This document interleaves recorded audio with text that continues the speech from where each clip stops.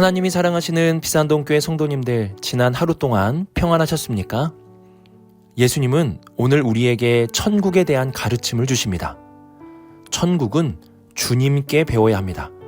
천국이 무엇인지 우리는 주님께만 배워야 합니다. 내가 가지고 있던 천국의 생각은 잠시 내려놓고 오늘 주님이 말씀하시는 천국에 대해서 배울 수 있기를 바랍니다.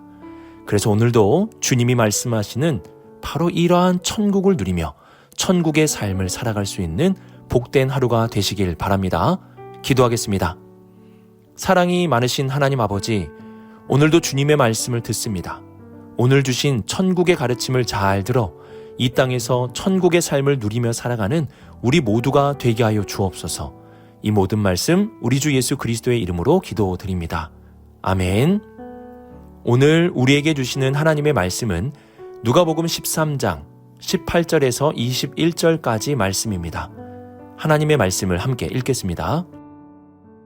그러므로 예수께서 이르시되 하나님의 나라가 무엇과 같을까?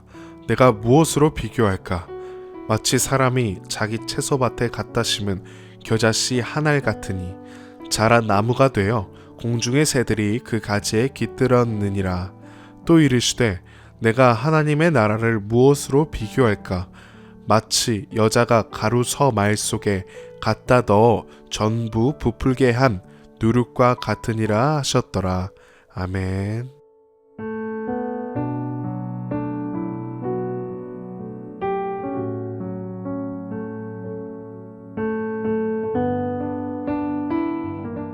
오늘 말씀을 보시면 그러므로 라고 시작합니다.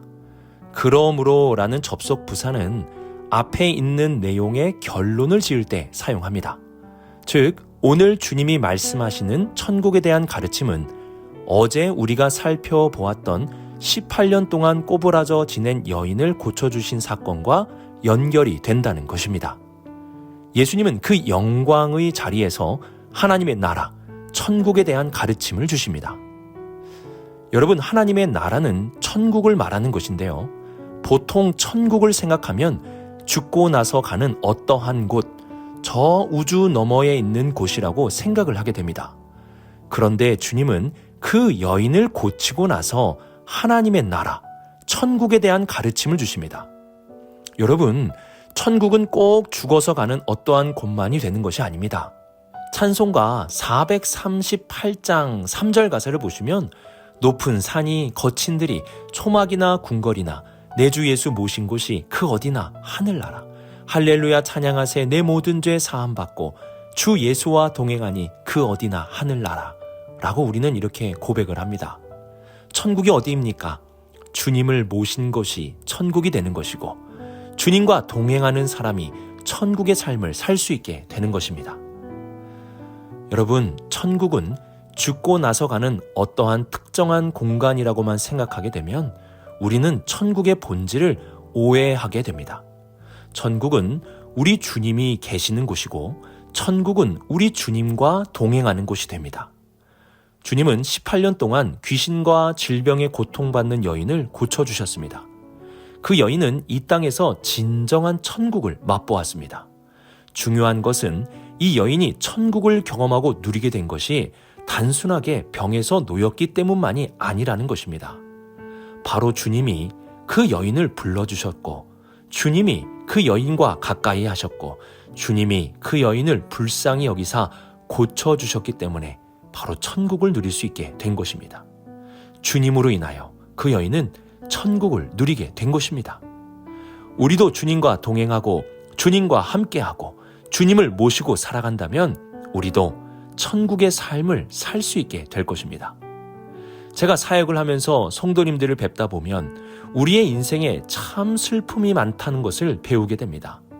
별의별 일들이 얼마나 많은지 슬픔이 많은 것이 이 세상이라는 것을 깨닫게 됩니다.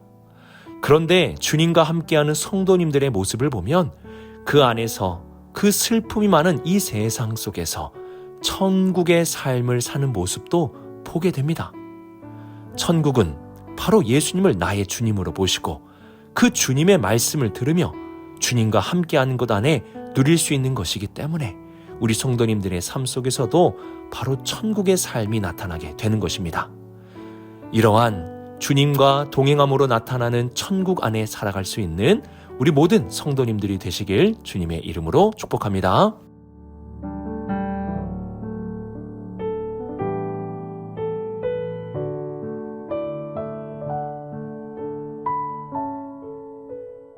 오늘 예수님께서 가르쳐주신 하나님의 나라의 비유는 너무나 중요한 비유입니다.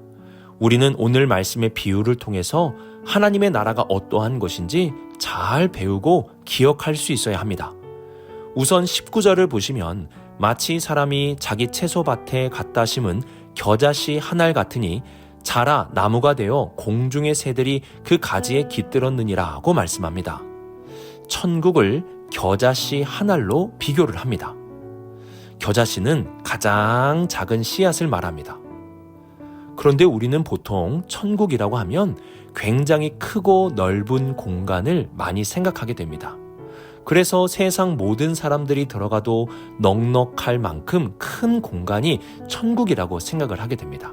하지만 예수님은 이 세상에서 가장 작은 씨앗으로 알려진 겨자씨가 바로 천국이라고 말씀하셨습니다.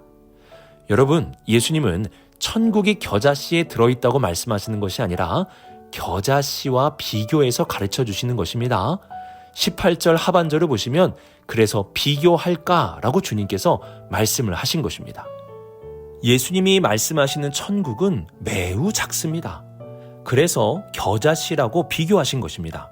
그런데 그 작은 씨가 자라서 어떻게 됩니까?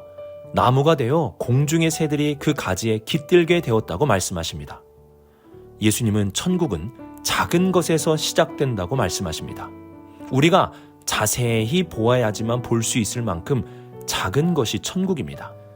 하지만 천국은 작은 것에서 시작되지만 그것이 심어지면 이전과 다른 엄청난 성장을 이루게 됩니다. 그리고 21절에서도 동일한 관점으로 천국에 대해서 가르침을 주시는데요. 마치 여자가 가루 서말 속에 갖다 넣어 전부 부풀게 한 누룩과 같으니라. 여기서 서말은 어른 150명이 먹을 수 있을 정도로 많은 양을 말합니다. 그 많은 양을 부풀게 한 그리고 변화시킨 누룩은 그 양에 비하여 매우 작은 양의 누룩을 의미합니다. 많은 누룩이 변화시킨 것이 아니라 적은 양의 누룩이 그 많은 가루를 전부 부풀게 한 것입니다.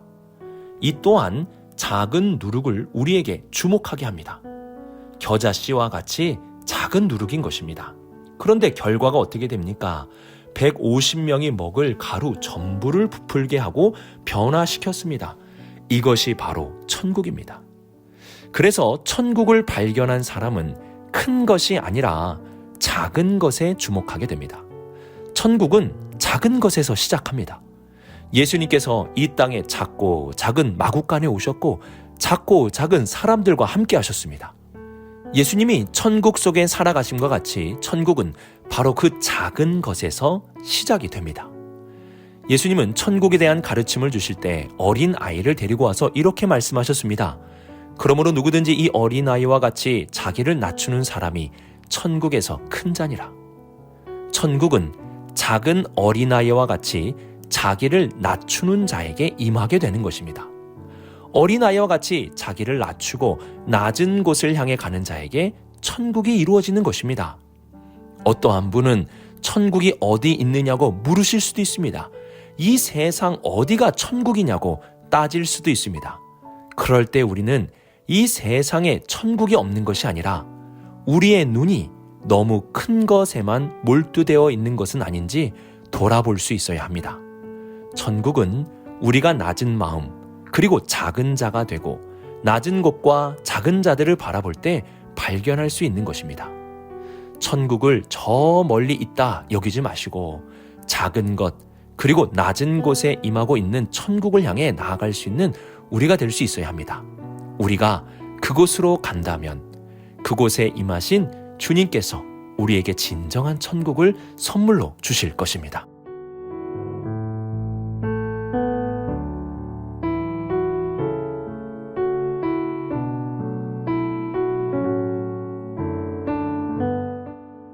오늘 천국의 말씀은 어제 우리가 살펴본 18년 동안 병으로 고생한 여인을 치유하시고 하신 말씀입니다. 이 여인은 장애를 가지고 있는 사람으로서 가난한 자였고 주변부에 있는 자였으며 연약한 자였습니다. 사람들은 그 여인을 주목하지 않았고 그 여인을 오히려 무시하였습니다. 하루 더 고생한다고 하여 무슨 문제가 생기냐고 말하며 안식일에 고치는 것을 비난하였습니다. 하지만 주님은 그 작은 여인, 연약한 여인, 마치 겨자씨와 같은 여인, 적은 누룩과 같은 여인을 주목하셨습니다. 그리고 그 여인을 고쳐주셨고 하나님의 놀라운 일이 그곳에서 일어나게 되었습니다. 이것이 바로 천국의 모습입니다. 천국의 시작은 작습니다. 이 여인과 같이 세상으로 볼 때는 아무짝에 쓸모없는 사람처럼 느껴집니다. 그러나 주님은 그러한 작은 자들을 주목하셨고 그 작은 자를 통하여 놀라운 일들을 이루어 주셨습니다. 바울은 고린도 교회 성도들에게 이러한 말씀을 전하였습니다. 하나님께서 세상의 천한 것들과 멸시받는 것들과 없는 것들을 택하사 있는 것들을 폐하려 하시니 이는 아무 육체도 하나님 앞에서 자랑하지 못하게 하려 하심이라. 하나님은 이 세상에 겨자씨와 같은 사람들을 택하십니다. 그리고 이들을 통해 놀라운 역사를 이루셔서 아무 육체도 하나님 앞에 자랑할 수 없게 만드십니다. 우리는 이러한 주님의 천국의 가르침을 통해 이 세상에서 작은 자들을 무시하면 안 된다는 사실을 기억해야 합니다. 그들은 겨자씨와 같은 자들입니다.